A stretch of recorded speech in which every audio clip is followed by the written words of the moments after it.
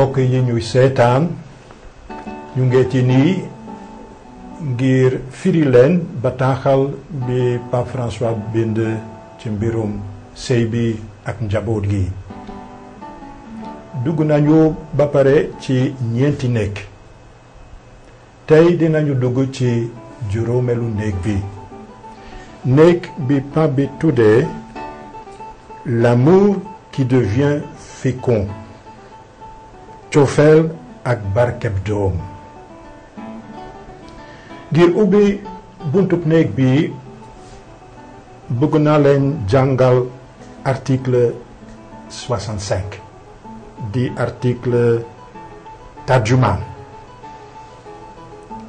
comme introduction au chapitre. Pape François dafay fàttali ci article bi kàddu yu neex a neex yaa pape bu sell bi Saint Paul ñaareel bi mësa bind ci exhortation apostolique ba mu tuddee familiaris consortio maanaam la communauté familiale mbootayu njaboot gi. bataaxal boobu bind naa ko ca atum 1981 te foofu ci article 14 firi naa gis-gisam ci mbirum doom l'enfant gis-gis bi wone ngëmam ak cofeelam jëmale ko ci njaboot gi ak barkeb doom.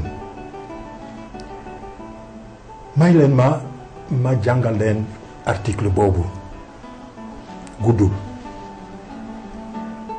ci tubaab nee na l'amour donne toujours vie. C'est pourquoi ne s'achève pas dans le couple. ma jéem ko wax ci wolof. cofeel dafay mës di maye dund.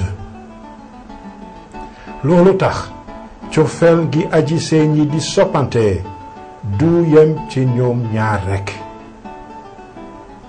kon aji sëy ñi bu ñu jébaloonte dañuy weesu seen bopp maye kuy dund doom ji di awu dëgg seen cofeel di mandarga muy wéy di wone seen bennoo ci sëy bi di mboole muy dund mi ñu mënula xàcceek seen nekk baay ak yaay.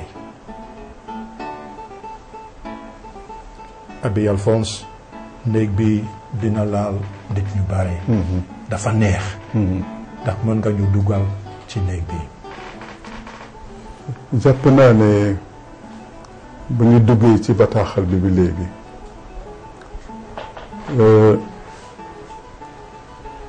taxawaayu yàlla dafa fees lépp li ñu gis mu di ba ñu jëlee téere yu sell yi ak li ñuy leeral ñu xam ne foofu jëmuwaay bi mooy teewaayu yàlla ndax bañ njaboot gi nasax waaye njaboot gi mën a mottali sasam. sànq wax nañu lu jëm ci coofeel gi nga xam ne mooy dund ci biir ñaar ñi sëy ak ci seen biir njaboot. cofeel googu cofeelu yàlla la. léegi ñu ne cofeel googu mooy feeñaat ci dund bi ci jóge. cet amour qui devient fécond.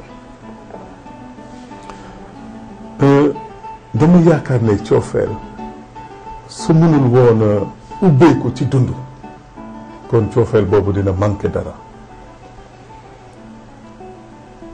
moo tax Pape bi bind na ay kàddu yu daw yaram bi muy wax ci jigéen ji di xaar juddu doomam mu di ko wax ne lii sa bànneex la te bu la dara yàqal sa bànneex bul nangu kenn yàqal la sa bànneex te loolu muy wax xam na fan la ko teg ndax tey xam-xam maye na jigéen ji ëmb mën a xam lépp lu nekk ci doomam, mën a xam sax jàngoro yi mu mën a nekkee. looloo tax jigéen ñu bëri dañ leen di puus ci yàq biir su fekkee ne sa doom am na bi jàngoro walla beneen. loolu moo tax pape bi ne may dund jur doom bànneex la, bul nangu kenn yàqal la sa bànneex. gannaaw loolu wane na ne àggali dund gu ees dafa di kumpa gu jóge ci yàlla te kenn mënu koo jël nasaxal ko xeeb ko ba man ci fexe lu ne. te defe naa su pape bi di wax loolu li mu bëgg a def mooy condamner avortement, yàq biir, wala jur sa doom sànni ko, wala jur sa doom bàyyi ko.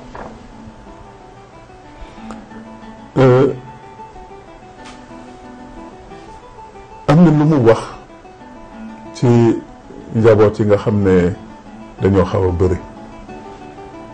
ndax tey soo bëggee wax nit ñi ne am nga lii ci doom, soo moytuwul sax ñu ree la. décembre bii passé samay xarit yu dëkk France dañ ma seet si fii Sénégal seen juróom-ñaari doom. ba ñu demee France ci weer bi ñu génne juróom-ñetteel bi juddu na. pourtant ñoom ba tey ñu ngi doon ay ndaw, maanaam parents yi ay jeunes lañu. waaye yàlla xam na ne soo fekkee njaboot gi fa ñu dundee ak seen doom yu bëre, jàmm ji ci ne, bànneex ji ci ne, da ngay bëgg a juddoo ci njaboot gu mel noonu. pourtant nit ñi jàpp nañu tey ne njaboot gu bëre doom du lu mën a wéy. waaye yàlla ak li mu lay dénk, te lu mu la dénk mën na am mu jàppale la ci. mais loolu terewul te Pape François fàttali na ko, dafa jàngale fàttali li jàngu bi di jàngale ci wàllu responsabilité bi parents yi am, ñu di ko tuddee paternité maternité responsable. suñu laajtee chrétien ñi sëy ñaata doom la ñu mën a am, defe naa ne njàngale concile dafa tontu ne nañu am doom yi ñu mën a am. nañu déglu bu baax, nañu am doom yi ñu mën a am, qu'ils aient les enfants qu'ils peuvent avoir. loolu lu mu tekki waxul ne ñu jur feesal kër gi. li ñu wax mooy doom yi ñu bëgg a jur na doon doom yoo xam ne mën nañ leen a taxawu, gunge leen, am li ñu def ci ñoom ndax seen dund ëllëg mën a sotti. irresponsabilité bi mooy jur ay doom yoo xam ne doo leen mën a jox ñu naan, doo leen mën a sàng, doo leen mën a toppatoo ci dara. te loolu bëri na fi, bëri na ci réew mi. wax naa léegi baat yu daw yaram li Pape bi wax jëmale ko ci jigéen bu warul di xaar doomam. mu woon ko bànneex ji ci ne, bànneex bi ne ci jur doom, ci am sa coofeel ak sa jëkkër ak sa jabar, coofeel boobu feeñ ci dund bu bees boo xam ne mu di kàttan bu yàlla def ci yéen. ñu di ko wax ci tubaab procréateur avec Dieu, ndax yàlla moo bind nit, waaye mu may góor a jigéen ñi ànd ci seen néegu sëy, ñoom itam ñu bokk ci di maye dund. loolu doon lu rafet a rafet lu yàlla def ci nit, def ko ci baay, def ko ci ndey. mais Pape dafa wone ne coofeel gi di am doom wala bi di maye dund am na tamit lu koy yaatal yemul rekk ci doom yi nga xam ne moom la jëkkër ak jabar di am na sax ay famille yoo xam ne yàlla may na leen a doom waaye jël nañu yeneen doom yu dul seen doomu deret dugal leen ci seen njaboot maanaam adopté leen ya nga xam ne soo fa demee xamoo sax kan la yaay ju jur ak kan la yaay ju jurul.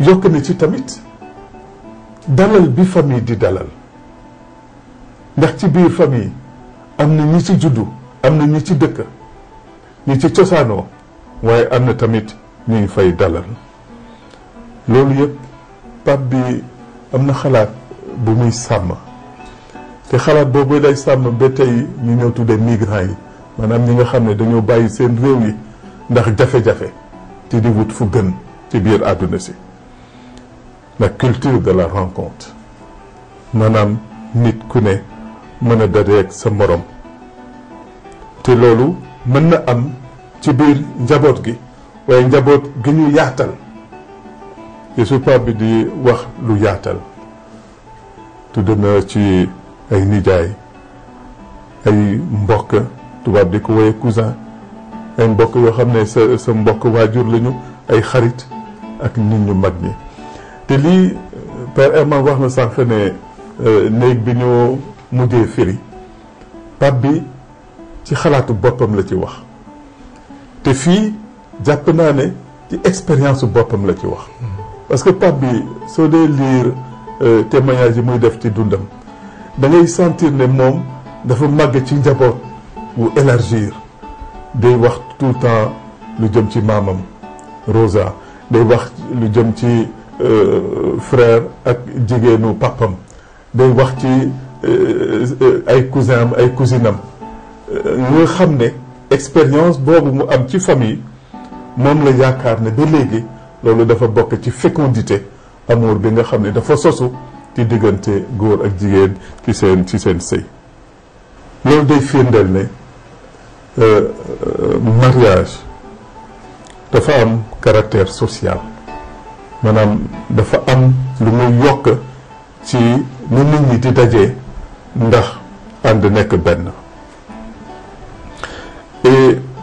te ci loolu am na relation boo xam ne Pape bi wax na ci mu jëm ci ndaw ñi ak mag ñi ci seen biir njaboot wax tamit diggante mag ak rakk góor ak jigéen ak li nga xam ne fa la ñuy jàngee liy doxal diggante nit ak nit ñoo xam ne dañoo weesu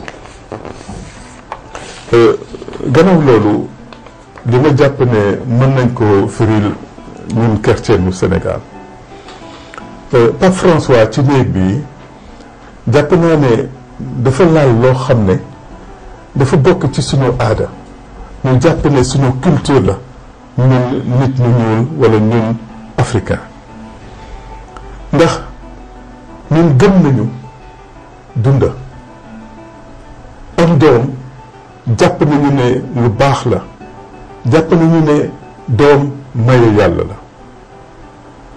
jàpp nañu tamit ne njaboot du yem rekk ci ñaar ñi ko seex ak seen doom waaye njaboot day ubbeeku boole mbokk yi boole nijaay yeeg bàjjen yi boole sax dëkkandoo yi ndax njaboot gu mel noonu dafa di bërëb boo xam ne ku nekk day jàppale sa morom mënoon nañ ci firi lu bëre ndax tey suñu waxee mbiru avortement ak yooyu loolu tamit am na ci suñu njaboot ci te lu war a seetaat la mais Pape bi jàpp na tamit situation màggat yi nekk ci biir njaboot yi parce que ñun souvent dañuy ne fii Afrique dañ koy toppatoo dañoo am sensu toppatoo ñi mag waaye xam nañu ne ci mbeddu Dakar yi mag yi fa ne kenn toppatoowu leen ñuy saraxu lu ñu am ak bëre. ma di laajte xanaa mag ñooñu amatuñu njaboot ndax amuñu ay doom amuñu ay sët ba mën a nekk ci mbedd mi di yalwaan te su mag di yalwaan ci mbedd mi dafa fekk su delloo kër ga du fa fekk dara wala du fa fekk kenn. kon loolu interpellation bi Pape François di def il faut tamit ñun ñu boole ko ci suñu bopp. La situation des personnes âgées dont nous devons écouter les cris vers la famille maanaam woote ñoo woote jëmale ko ci njaboot yi dañoo war a déglu woote yooyu jóge ci màggat yi te nee na jàngu bi mënuñu nangu benn yoon maanaam xalaat boo xam ne dafa am ñu mu boolewul dafa am ñu mu yëgul dafa am ñoo xam ne daf leen jéppi sax. au contraire ñooñu ñuy waxal nga xam ne ñooy mag ñi ñooñu jur wala ñooy suñuy maam ñooñu dañ leen a war a gërëm dañu war a am ci ñoom njort bu rafet dañ leen war a dalal ndax dañoo bokk ci ñun. te Pape bi nañu li mu namm ci jàngu bi maanaam ci ñun jàngu bi ñu doon jàngu bi bañ di sànni. Pape bi wax na ko ci Laudato Si dañuy nekk ci jamono joo xam ne lu mu jëriñoo ba pare daf koy sànni nit kenn mënu koo sànni waaye li gën te doon bànneex bu mag a mag mooy fii ay ndaw ak ay mag daje te suñu njaboot yi mën nañu tax loolu am. jërëjëf Abi Alphonse ci juróomeelu néeg bu neex la ndaxte gis nañu daanaka le sommet de la vie familiale. bi ma jàngee bataaxal bi léeg-léeg xalaatoon naa ne wootub sëy bi wootub njaboot gi woote bu rafet a rafet la waaye itam woote bu diis la. maa ngi lay gërëm ngir sa gunge bi nga ñu gunge jërëjëf Abi Alphonse. Heureux qui règle ses pas sur la parole de Dieu.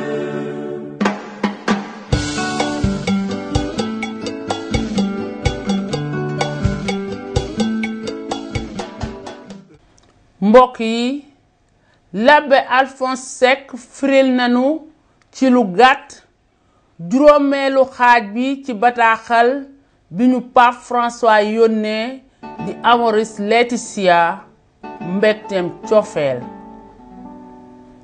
ci xaaj bi Pape François dafay firi gis-gisam ci mbirum doom gis-gis bi wone ngëmam ak cofeelam jëmale ko ci njaboot gi ak barkeb doom bi ñu laajee l'abbé Alphonse ban article lañu leen mën a jàngal ngir mosloo leen tuuti baati Pape François sax tegtal na article 166 ci article boobu Pape François dafay leeral sas wi yàlla sas waajur yi du rekk ñuy jur waaye it war nañoo teral seeni doom ni meeg yàlla ci doom ji soog a juddu lañuy xàmmee meeg dund gu bees ni meeg cofeel gi àndul ak benn sart meeg doom yàlla dafa koy dénk pàppam ak yaayam dénk boobu ci teral ko lay tàmbalee di ko wéy ci aar ko di ko gunge ba fa mu jëm ca yàlla li ko yàlla dénk waajuram yi feeñ na ci li mu leen may ñu jox ko tur ngir dundam gi gépp ba ca asamaan. Nañu déglu article 166. La famille est le lieu non seulement de la procréation, mais aussi celui de l'accueil de la vie qui arrive comme don de Dieu.